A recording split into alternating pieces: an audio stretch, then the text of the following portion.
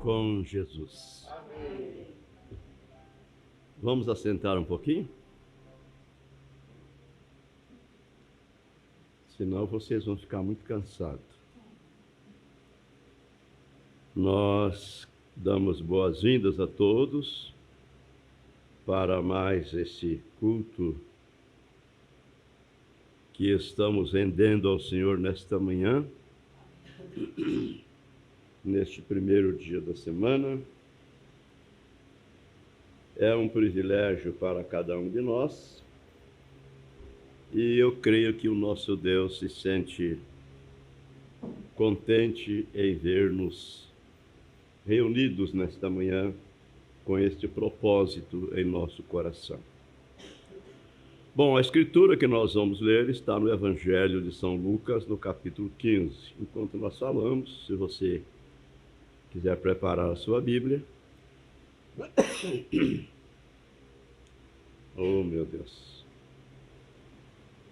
Mas o que eu tenho para vos dizer é o seguinte: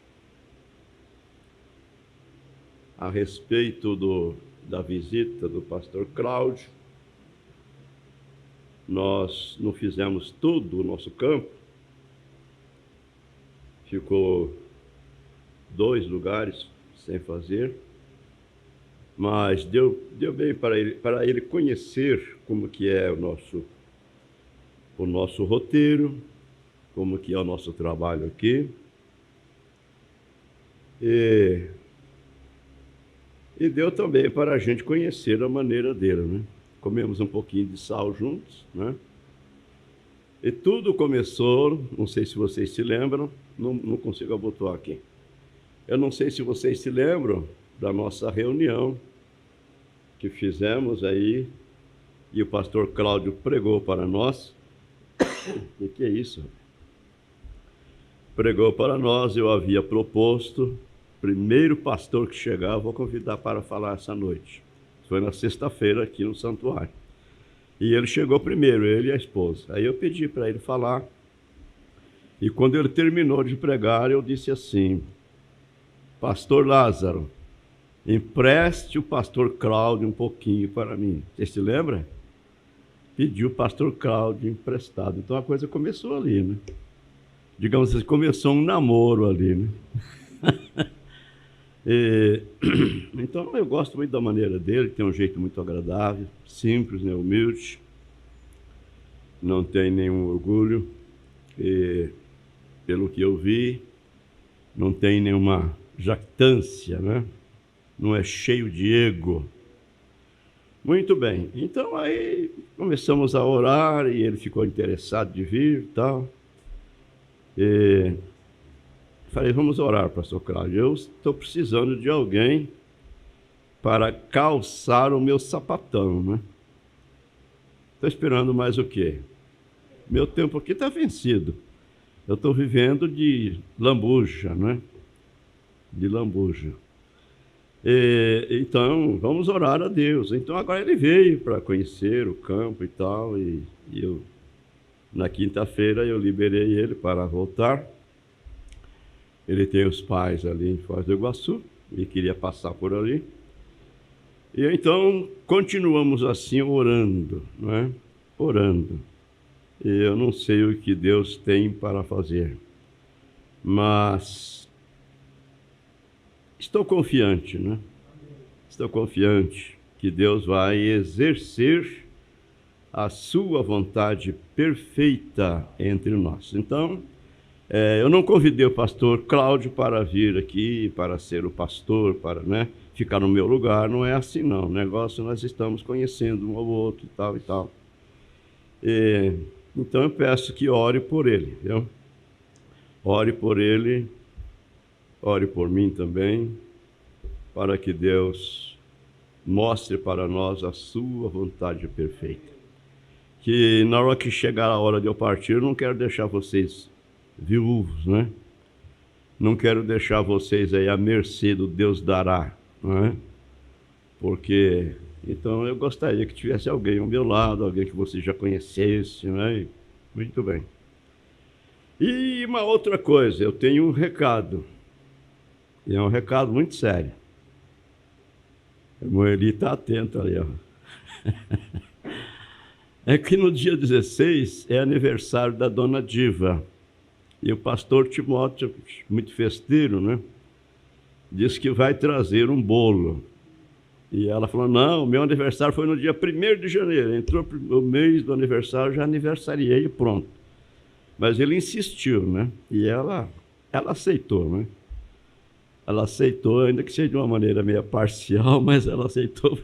Ela está numa fazeção de doce lá, irmão Dionísio. Muito bem, então eu quero estender esse convite a todos vocês, aqueles que puderem, né? Passe a Macedônia e vai comer uma carninha de porco com mandioca, né? E depois comer um docinho da Dona Diva, comer o bolinho do pastor Timóteo, e vamos ter um bom tempo ali juntos, né? Um bom tempo de companheirismo, expressando a nossa gratidão a Deus, né? Pelos 84 anos da Dona Diva, né? E pela saúde que ela está gozando no labor, né? No labor do dia a dia, não deixa ninguém cozinhar para ela, não deixa ninguém lavar a roupa dela, ela que faz tudo, e ela está mais esperta do que eu.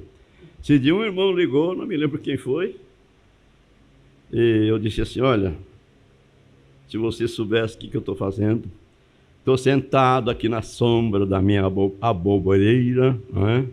Uma sombrinha aconchegante, assentado numa cadeira de área, e olhando a Dona Diva capinar o jardim dela. Ela capinando e eu olhando, né?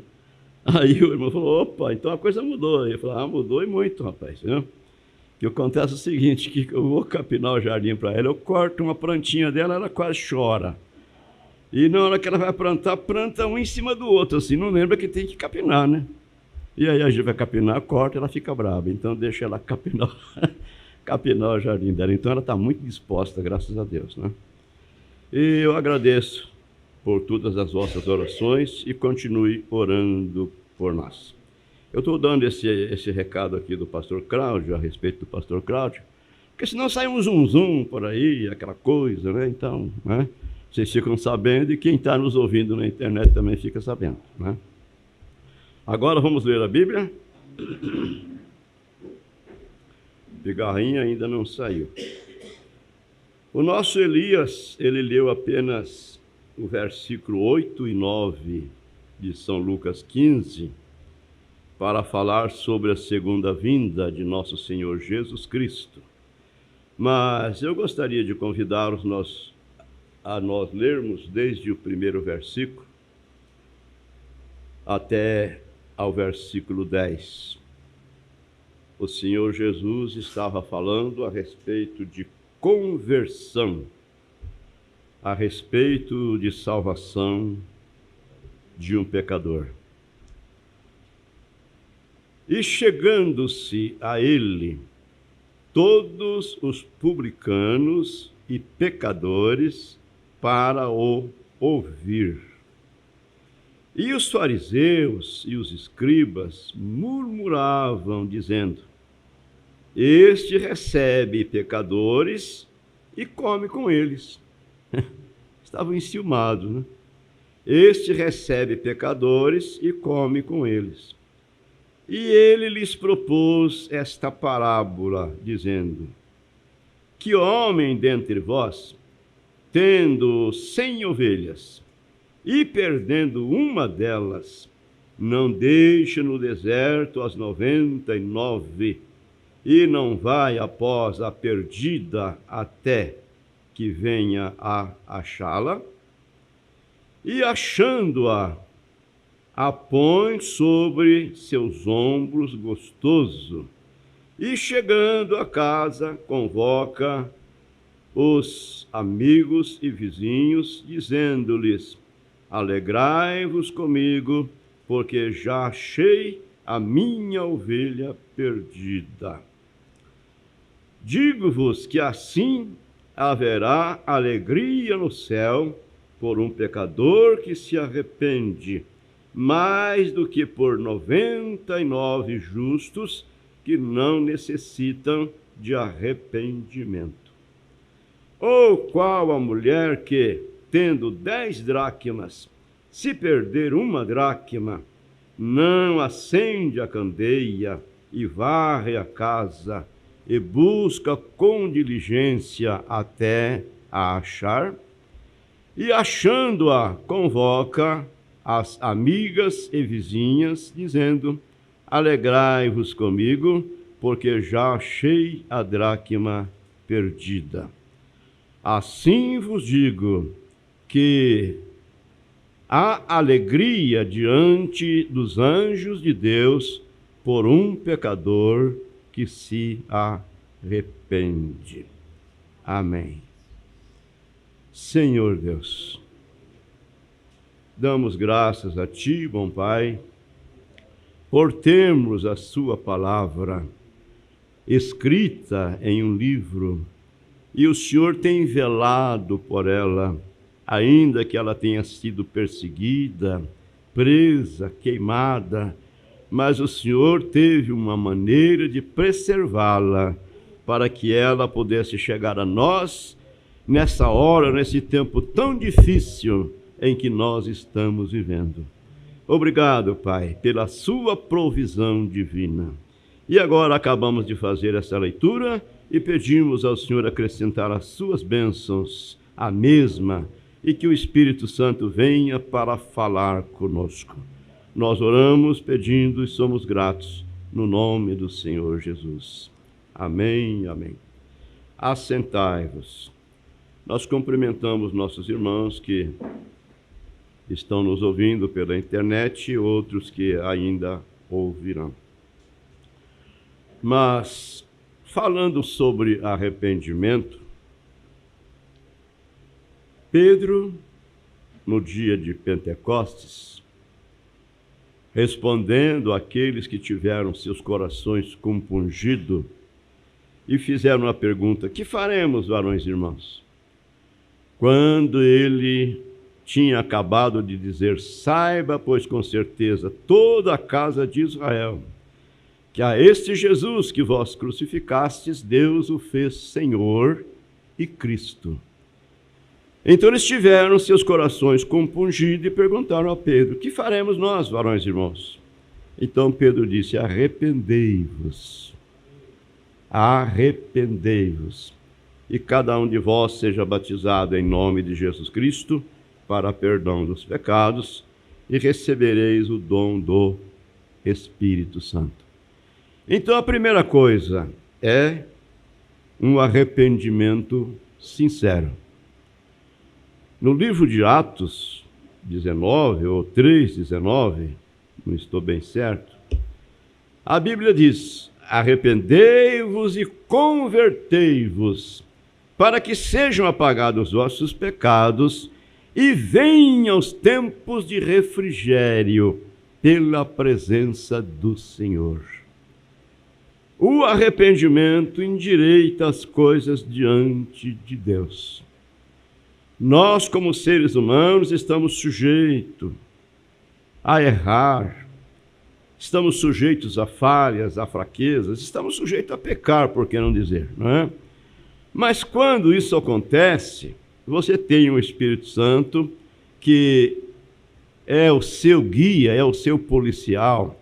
Então ele mostra para você que você errou e você se arrepende. E o arrependimento endireita as coisas diante de Deus. Agora, o nosso saudoso pastor Joaquim Gonçalves, ele de vez em quando estava dizendo: um arrependimento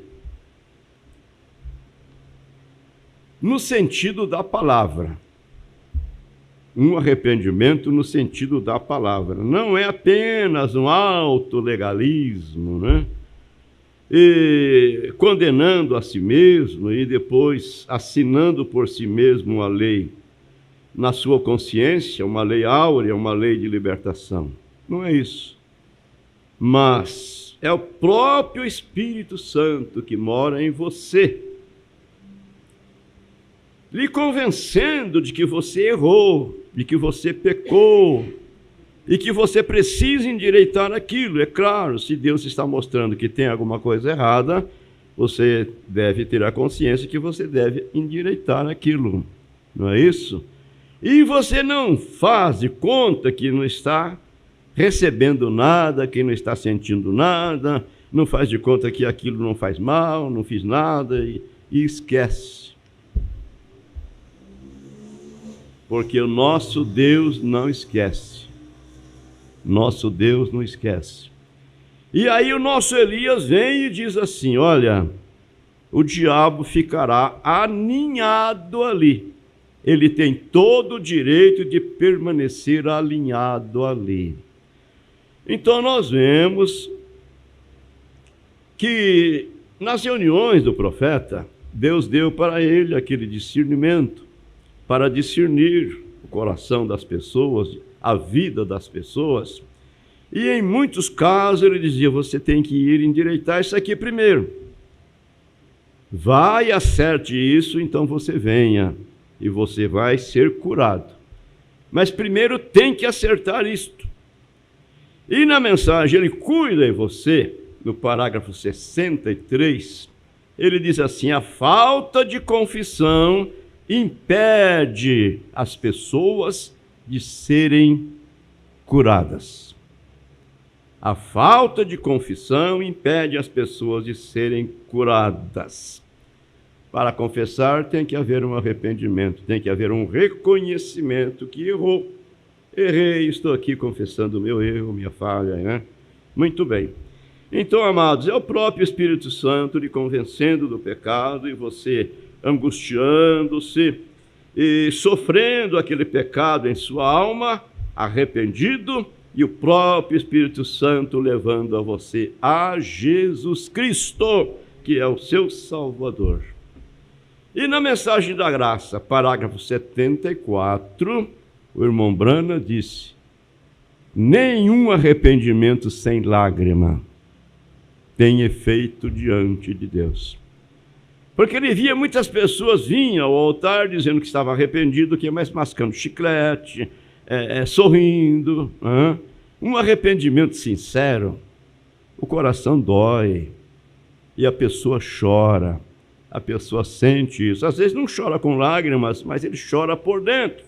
E Deus conhece, porque Ele é onisciente. E, amados, então, a falta de confissão impede de sermos curados. E o profeta vem e diz que a cura divina é uma isca. Se coloca uma isca no anzol para atrair a presença do peixe, não é isso? Aquela minhoquinha que você coloca ali, aquilo atrai a presença do peixinho, né? E ele vem para comer aquela isca e você o coloca no embornal e leva para casa. Então a cura divina é para atrair as pessoas para virem a Jesus Cristo. Então ele disse: a cura divina é uma isca. Aí eu me pergunto, onde está a nossa fé para a cura divina? Quando nós estamos em busca de uma fé de rapto. Nós estamos em busca de uma fé para sermos transformados, para sermos mudados, não é? Isso é em um momento. Aqui na mensagem Porque Clamas fala, o profeta diz assim para nós: como sabemos agora, como me perguntou um homem há alguns minutos atrás, acerca da vinda e do rapto, acerca da vinda de nosso Senhor Jesus Cristo e o arrebatamento, que é chamado rapto, porque será num abrir e fechar de olhos. Então essa pessoa fez essa pergunta.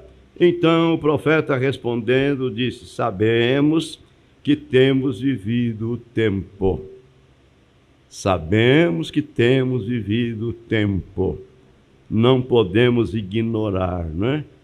Eu sei que eu vivi o meu tempo de vida aqui na terra. Gente, se a Bíblia diz que a duração da vida de um homem é de 70 anos, e algum, pela sua robustez, chega aos 80, porém o que passa disso é enfado e canseiro, Olha, eu tenho que saber que eu vivi o meu tempo de vida.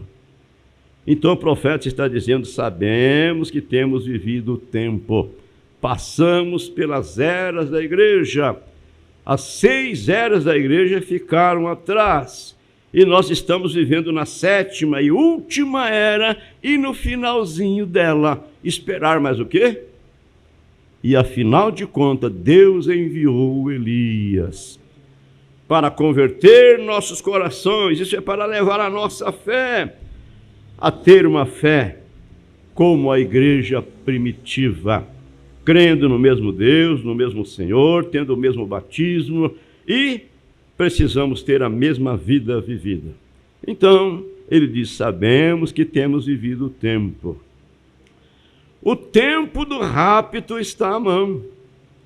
E estamos buscando uma fé de rapto, que junte as igrejas e lhes dê uma força sobrenatural que possa mudar estes corpos nos quais vivemos. Veja bem, estamos em busca desta fé de rapto. Esta fé sobrenatural, essa força, esse poder sobrenatural que junte as igrejas. Deus está fazendo isso através da palavra, ajuntando a igreja, ajuntando o seu corpo, tirando um membro daqui, um outro membro dali e colocando cada um no seu devido lugar. Para quê? Para que quando o Senhor Jesus vir, ele sendo a cabeça desse corpo, então haverá um acoplamento e nós iremos para a eternidade. Amém. Então veja a expressão dele. O tempo do rapto está à mão. Estamos buscando uma fé de rapto que junte as igrejas e lhes dê alguma força sobrenatural que possa mudar estes corpos nos quais vivemos. Vemos um Deus que pode levantar os mortos do piso e do pátio e trazê-lo à vida novamente. Nós não vemos com nossos olhos carnais, mas nós cremos. Acabamos de ouvir, na voz do profeta, ele falando daquela criança, aquele menino que deveria ser ressuscitado, aquele menino que havia sido morto através de um acidente automobilístico. Então nós vemos ali ele fazendo aquela proclamação. Se esse menino não ressuscitar dentro de 5 minutos, vocês poderão me expulsar da Índia, porque eu sou um falso profeta. E ele orou e a criança ressuscitou. Amém. Eu pergunto, você crê que isso é verdade?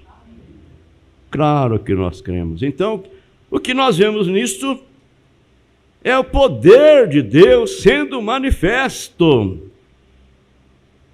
Nós vemos nisto a expressão de Deus que não tem nos abandonado. Deus tem estado conosco. Amém. Então ele está dizendo, vemos um Deus que pode levantar os mortos do piso e do pátio e trazê-los à vida novamente e apresentá-los ante nós. E quando vemos um Deus que pode tomar um câncer, que come um homem e o converte em uma sombra, e o levanta e o transforma num homem forte e saudável, isso deve dar fé de rapto a gente. Amém. Vamos sair do comodismo. Pastor Albertino, vocês o conhecem muito bem, e ele sempre está dizendo que a tendência do ser humano é se acostumar com tudo, e quando se acostuma, se acomoda, cruza os braços. Bem, então eu lhes digo, vamos sair do comodismo, vamos fazer alguma coisa, vamos fazer a nossa parte, vamos orar mais, vamos vigiar mais. Vigie tudo que você vai fazer, tudo que você vai falar. Vigie, meça tudo com as Escrituras. vigie e mece tudo com a mensagem, para que não venhamos perder a grande oportunidade que Deus está nos concedendo. A mensagem é sempre presente água da rocha. Parágrafo 102, o profeta diz: a coisa que você tem que fazer é ser capaz, pelo Espírito Santo, para separar o que é certo e errado e tomar o certo e deixar o errado. Temos que ter discernimento, temos que ter a sabedoria do alto, a sabedoria de Deus. Sabedoria quer dizer a capacidade para julgar corretamente, discernir o certo do errado, julgar corretamente e agir prudentemente. E a sabedoria, veja bem, o temor de Deus é o começo da sabedoria. Então, amados, eu creio que você e eu, nós estamos fazendo parte do povo mais sábio que existe na face da terra. Mesmo sem letra, mesmo sem nenhuma faculdade teológica, mas nós temos aquele sexto sentido que é dado somente ao cristão. Todo homem natural tem 5 sentidos, mas ao cristão é dado o sexto sentido, que é chamado fé. Aleluia! Então, pela fé, nós cremos que nós estamos na vontade perfeita de Deus. E Deus tem te dado esta fé. Então, a coisa que você tem que fazer é ser capaz, pelo Espírito Santo, para separar o certo e errado e tomar o que é certo. Lógico, não é? E tomar o que é certo. Vamos recordar que na mensagem Discernindo o Corpo do Senhor, parágrafo 14, o profeta diz que nós não seremos arrebatados. O nosso destino eterno está baseado naquilo que vemos e ouvimos, mas sim no discernimento que temos do que vemos e ouvimos. Ouçamos ele dizendo isso. Agora, nosso destino eterno não está completamente determinado pelo que vemos ou ouvimos, porém está determinado pela classe de discernimento que temos do que vemos e ouvimos. Tenha discernimento. Discirna o que você tem visto, o que você tem ouvido, e discirna por si mesmo. Aonde eu estou? Onde eu estou firmado? O que eu estou fazendo? O que me compete a fazer? O que Deus está exigindo de mim. Então, amados irmãos, nós vamos chegar lá agora na mensagem, a segunda vinda do Senhor. Mas antes eu gostaria de dizer isto. A hora em que nós estamos vivendo, o mundo na condição que se encontre, os acontecimentos por todos os lados, são sinais que nos provam que Jesus está voltando. E o profeta disse assim: olha, não queira você fazer nada que você não gostasse de fazer quando Jesus chegasse. Em outras palavras, não queira você fazer nada que você não gostaria de fazer na presença dele, porque você está na presença dele. Então vamos viver uma vida genuína, uma vida verdadeiramente cristã. Orar e vigiar é tão simples, irmãos. É simples demais, é orar e vigiar, e se preocupar é com o nosso arrebatamento, Se preocupar é com a nossa vida eterna, porque essa aqui passa. Eu, pela graça de Deus, alcancei o que alcancei, né? 86, e está chegando 87 por aí, né? Mas nem todos, mas tem uma promessa, que a sepultura não é o fim. Haverá uma ressurreição.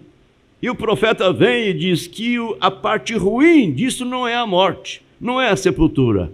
A parte ruim disso é o juízo, o julgamento de Deus.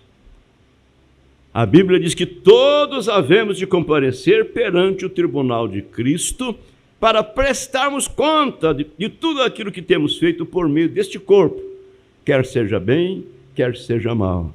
Agora você, sendo uma pessoa escolhida para fazer parte na primeira ressurreição, uma pessoa escolhida para fazer parte desse corpo que forma a noiva de nosso Senhor Jesus Cristo, você não estará ali para enfrentar o julgamento, você estará ali para julgar juntamente com Ele.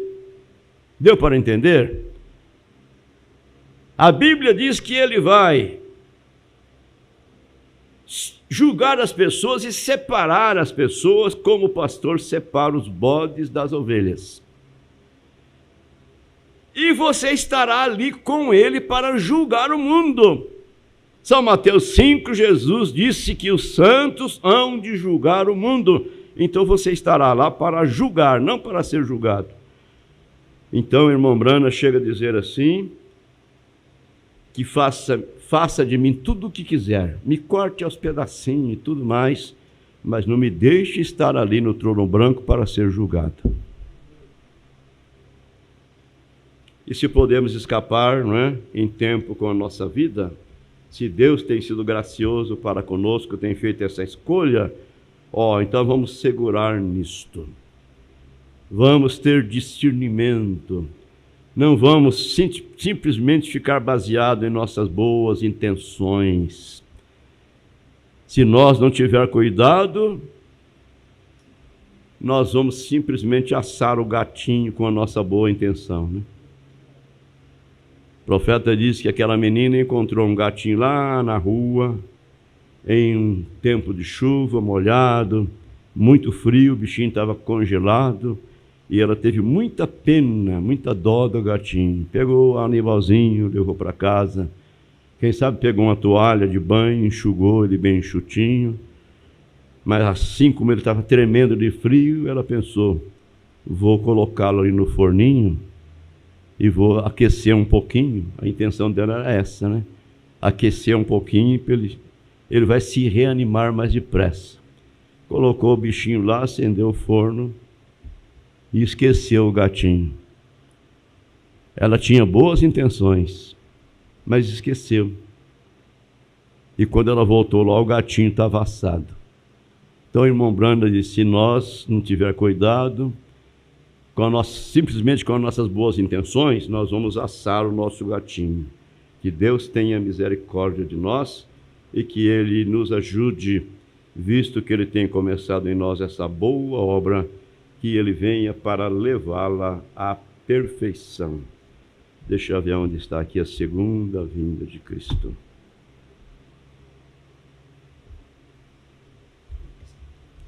Agora é hora de perder as literaturas.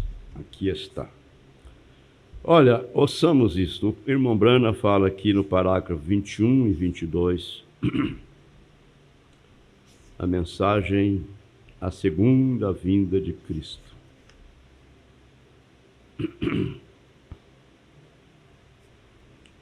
Não é isso, não. Anotei errado. Deixa eu ver aqui o 30.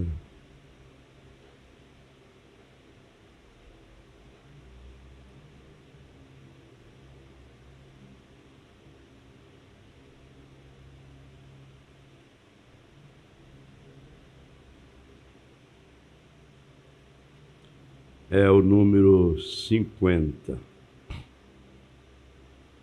Ele diz assim, talvez Era lá pelo anoitecer que aquela mulher percebeu que tinha perdido uma daquelas dracmas. Talvez era lá pelo anoitecer que ela percebeu que tinha perdido uma dracma, ou uma daquelas dracmas. E se há um tempo, quando a igreja deveria fazer um inventário, para ver se está usando todas as dracmas, deveria ser agora. Está escurecendo. As próprias nuvens de destruição estão pairando sobre a terra. E vemos o pecado e a corrupção que estão por todos os lados. Nós estamos vivendo em um tempo tremendo, quando há tantas perversidades. O povo perdeu o temor de Deus. E isso se cumpre as Escrituras, que Laodiceia seria uma era rica em religiões, rica em patrimônios, não é? E igrejas, e etc, etc. Porém, a Bíblia diz que ela estaria pobre, miserável, cega e nua. Então, está se cumprindo as Escrituras. Nós vemos a condição do mundo em que nós estamos vivendo. Perder o temor de Deus. E mesmo estando com a Bíblia na mão, perder o temor de Deus. Então, amados, irmão Branham nos ensina que hoje uma mulher casada, ela usa uma aliança. E essa aliança é claro, um pacto, não é? Entre ela e seu esposo. Mas ela serve também como uma prevenção. Então ele diz que naquele tempo as mulheres não usavam aliança, elas usavam um diadema que colocavam em suas cabeças. E naquele diadema tinha 10 dracmas. E cada uma daquelas dracmas representava uma virtude daquela mulher. Mas deixa eu voltar um pouquinho lá na aliança. Nós vivemos em um tempo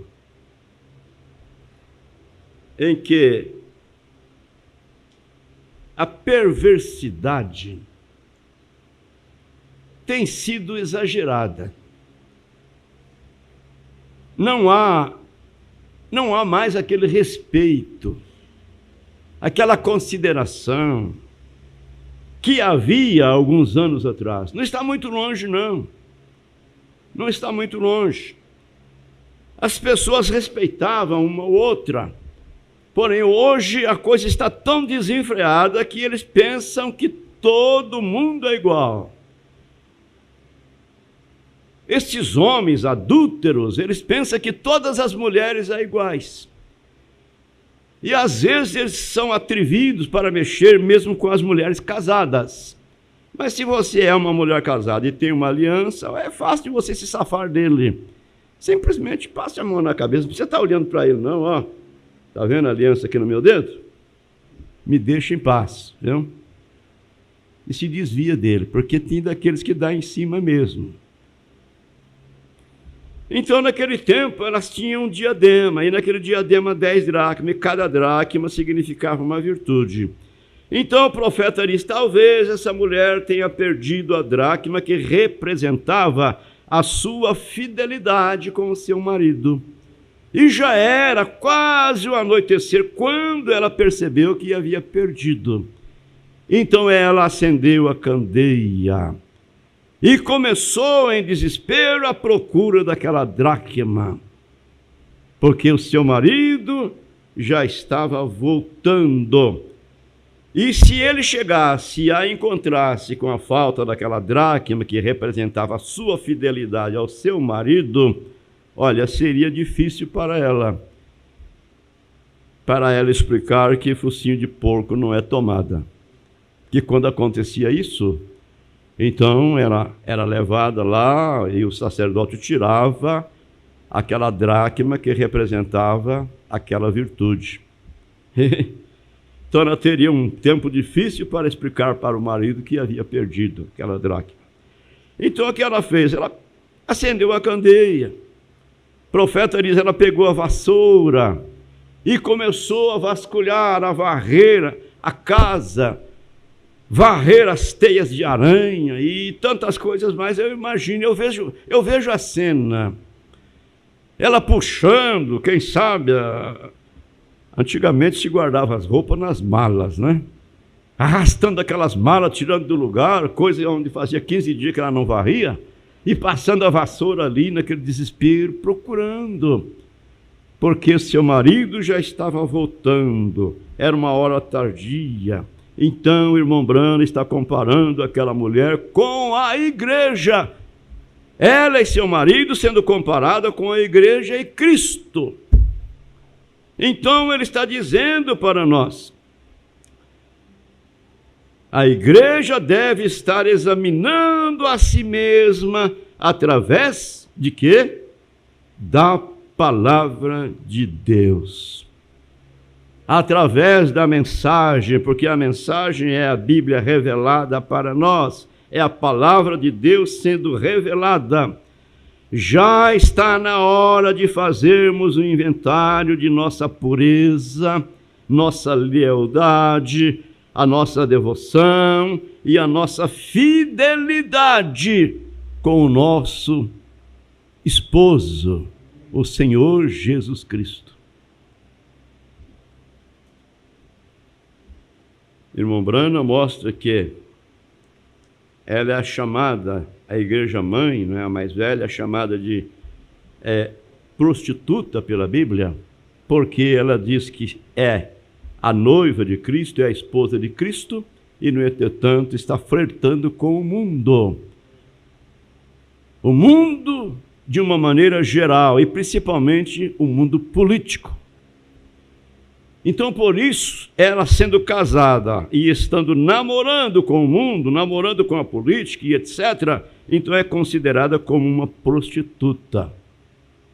Apocalipse capítulo 17. Então, amados, nós não podemos repartir o nosso amor que temos para com o Senhor Jesus Cristo com o mundo, com as coisas do mundo. Isso parece uma coisa difícil demais, mas não é difícil não. Porque se fosse tão difícil que nós não dessemos conta de fazer, de viver, Deus não exigiria isso de nós. Mas a Bíblia diz, não ameis o mundo, nem as coisas que no mundo há.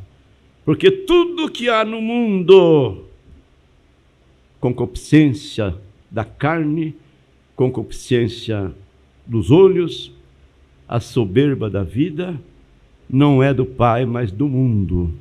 E o mundo passa com suas concupiscências, mas aquele que faz a vontade de Deus viverá para sempre. Amém. Então, amados, aquilo que Jesus diz, quem quiser vir após mim, negue-se a si mesmo. Tome a sua cruz de cada dia e siga-me. Porque aquele que procurar salvar a sua alma, vamos lembrar que o irmão Branham diz que a palavra vida tem um aspecto pervertido, porque o que eles chamam de vida não é vida, é morte. O que o mundo chama de vida é bebendo, fumando, jogando, indo para a praia, não é? Cobiçando as mulheres que estão seminuas ali, e misturado e fazendo tudo o que o mundo faz. Eles falam, oba, isso aqui é vida. Irmão Branham diz, quão enganado eles estão, isso não é vida, isso é morte. Então, amados, irmão Branham está dizendo assim, já está na hora de fazermos inventário da nossa pureza, a nossa lealdade e devoção, pois temos tornado em mexeriqueiros, boateiros, fumantes, caluniadores, Jezabéis pintadas, sim, tudo que está no calendário que o resto do mundo pratica, a igreja cristã está praticando, associada a tais coisas hoje. Até que a gente, disse ele, até que a gente mal pode distinguir uma da outra. Está ficando tarde. Meu Deus.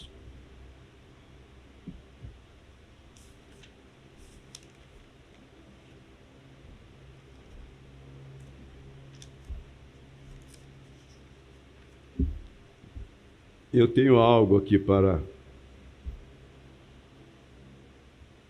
o nosso próximo culto, a nossa próxima escola.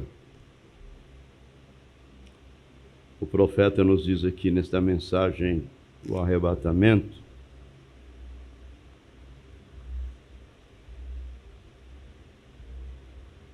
Este arrebatamento que acontecerá, e tudo que Deus tem na linha da sua palavra, esse arrebatamento que está prestes a acontecer, e tudo que Deus tem na linha de sua palavra que vai acontecer muito em breve, há sempre algo a sair para desnortear. Isso se puderem. Há sempre algo a sair para desnortear. Isso se puderem. Esse é o propósito de Satanás fazer isso. Meu Deus. Amados, o que está acontecendo ao nosso derredor é simplesmente o diabo trabalhando para desvirtuar, para desnortear a atenção dos filhos de Deus naquilo que eles devem estar focados, deixa aquilo principal de lado e fica focado em outras coisas. Precisamos ter muito cuidado com esses caluniadores, com esses boateiros, né? Precisamos ter muito cuidado com como é que se chama, esses programas sociais aí, né? Meu Deus, é uma coisinha daqui para lá, é outra coisinha de lá para cá, e você fica sabendo do mundo inteiro. E se você vai notar, você não vai tirar proveito daquilo, acho que nem 1%. Então vamos deixar essas coisas de lado e vamos voltar a nossa atenção para aquilo que vale a pena. De fato, era tão tarde que ela precisou acender a candeia. E ela não somente acendeu a vela, mas ela pegou uma vassoura e começou a fazer uma limpeza geral. Ó, irmão, se há uma hora em que necessitamos acender a vela, a candeia, luz é a mesma coisa, acender a vela, enviando para longe a luz do Evangelho, o Espírito Santo, acendendo novamente dentro da igreja, é agora. Precisamos de Deus agora mais que nunca. Precisamos de Deus agora mais que nunca. Que Deus nos ajude. Ela acendeu uma vela para iluminar a escuridão, para que ela visse. Ó, irmão, cada velinha aqui dentro deve estar acesa hoje. Ele diz à noite, que na verdade o mundo está escuro, o mundo está em trevas. Cada velinha, isso é cada membro, cada um que pertence àquela igreja, é responsável por aquela igreja, cada velinha aqui dentro deve estar acesa hoje à noite. E não somente isto, mas ela também pegou uma vassoura. Os vizinhos dela podiam ver a poeira voando, pois ela estava num tempo de limpeza geral e verdadeira. O marido dela estava para chegar, e se ela, devia ser ele, né? E se ela a encontrasse faltando aquela dracma, então isto significaria que ela era uma prostituta. Falando do natural, para mostrar para nós o lado espiritual. Vamos subir com Jesus no dia de sua vinda?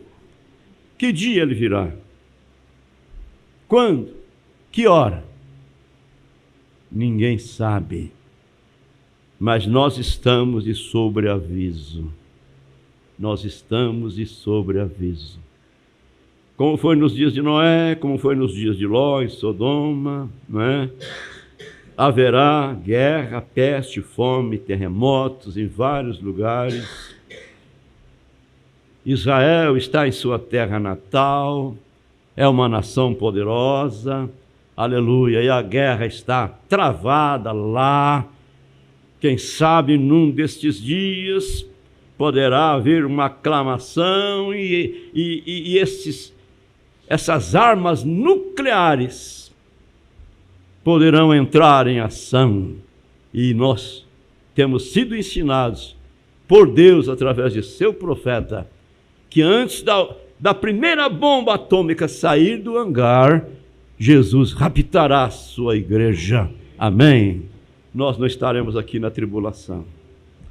Vamos orar e vamos vigiar. Grande Deus, damos graças a Ti, bom Pai, porque reconhecemos que somos um povo tão frágil. Eu reconheço a minha fragilidade e sei que cada um dos Teus filhos reconhecem isto. Mas o Senhor é o Deus Todo-Poderoso, um Deus de amor, um Deus rico em misericórdia, e tem nos alcançado com a sua palavra. Pai bendito, visto que o Senhor tem achado por bem fazer essa escolha, Senhor, então nós estamos em Tuas mãos. Eis-nos aqui. Venha e leve à perfeição essa boa obra que o Senhor mesmo tem iniciado em nossas vidas, em nossos corações. Eu me entrego a Ti, Senhor, juntamente com esta amada igreja, a sua noiva espalhada, ó Deus. Livra-nos do engano do inimigo, das agitações desse tempo presente, e ajude-nos a levantarmos a nossa fronte, a nossa cabeça, porque o Senhor disse: quando vires acontecer todas estas coisas, levantai as vossas cabeças, porque a vossa redenção está próxima. Fica conosco, Pai. Continue conosco. Nós o pedimos e somos gratos, no nome de Jesus, Teu Filho amado. Amém, Senhor. Amém.